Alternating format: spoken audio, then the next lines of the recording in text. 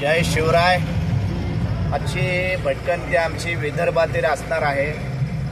अतिशय एक से बढ़कर एक असे दुर्गांची साखळी या ठिकाणी आहे आणि हे करण्यासाठी आम्ही 13 ऑगस्ट वार गुरुवार सायंकाळी 7 वाजता कात्रज येथून प्रस्थान केले होते आणि सिन्नरला आमचे मित्र बोटू यांना घेऊन समृद्धी हायवे मार्गाने अमरावतीच्या दिशेकडे आम्ही प्रस्थान केले होते आणि आता हा पहा आपण, हा सगळा समृद्धी महामार्ग आपल्याला दिसतोय।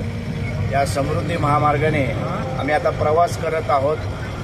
आता काही वेळात आम्ही अमरावती या ठिकाणी पोहोचणार आहे आणि सर्व दुर्गांची शृंखला आम्ही पाहणार आहोत। चला तर शेवटपर्यंत या व्हिडिओमध्ये राहा। आपल्याला अतिशय वेगळ्या धाटणीचे असे दुर्ग पाहायला मिळणार आहेत। चला माझ्याबरोबर आपण शेवटपर्यंत राहा।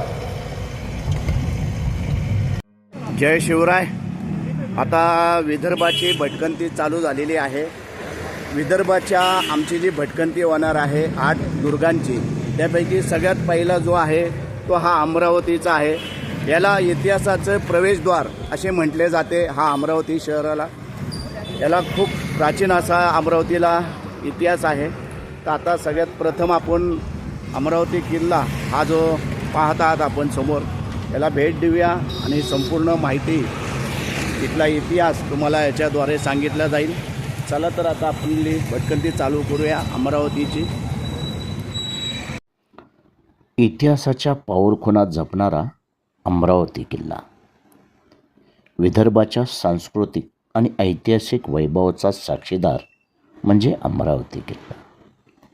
अमरावती हे विदर्भातील एक महत्त्वाचे ऐतिहासिक शहर आहे। या शहराने अनेक राजवटींचे राज्यकारभार, व्यापार आणि सांस्कृतिक देवाणघेवाण अनुभवली आहे।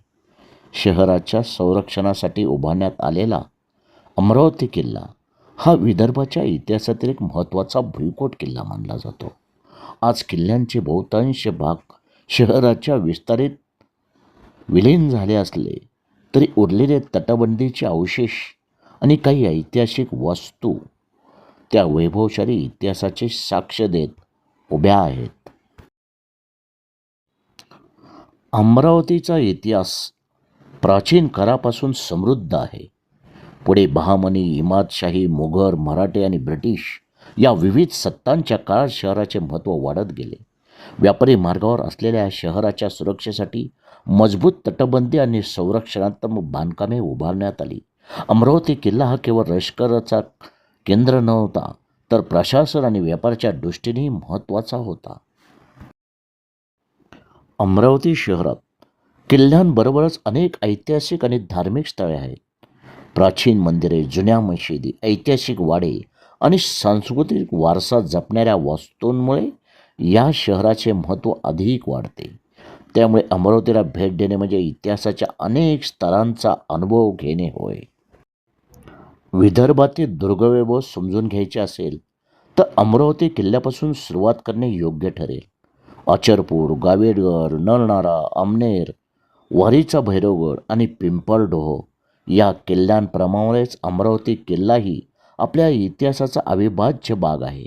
या दुर्गाचा अभ्यास केल्यास विदर्भाच्या राजकीय, सांस्कृतिक आणि सामाजिक इतिहासाचे अनेक पैलू उघडतात। अमरावती किल्ल्याच्या ठिकाणी आपल्याला या ठिकाणी श्रीकृष्णांचं मंदिर आहे, ते पण आता पाहूया आपण। आज अमरावती किल्ल्याच्या जतनाची गरज प्रकर्षाने जाणवते। शहराच्या वाढत्या विस्तारामुळे अनेक ऐतिहासिक अवशेष धोक्यात आले आहेत। पुरातत्व विभाग, स्थानिक प्रशासन आणि नागरिकांनी संयुक्तपणे या वारसाचे संवर्धन करण्यासाठी प्रयत्न करणे आवश्यक आहे।